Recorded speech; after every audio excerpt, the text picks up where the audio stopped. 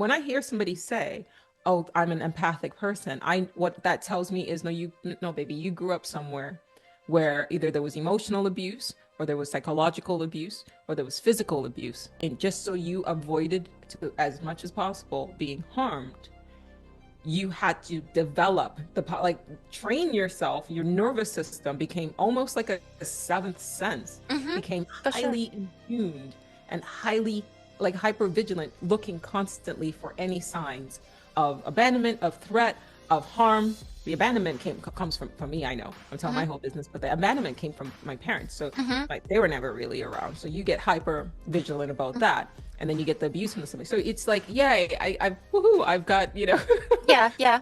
super senses, awesome. But and I'm sure people watching this would also relate to that. But yeah, that wasn't something that I was born with. It was something that I had to learn in extremely stressful situations where I should have been safe. You should have been, exactly. Right. Yeah. I would try to know in advance if the situation was safe, if home was safe, if wherever I was, if it was a safe space, because I had to read read the room basically. I had to read the room before entering it, so I know if I can exist in it. So right there is what it is. So people who classify themselves as empaths oftentimes come from homes where there was an abuser.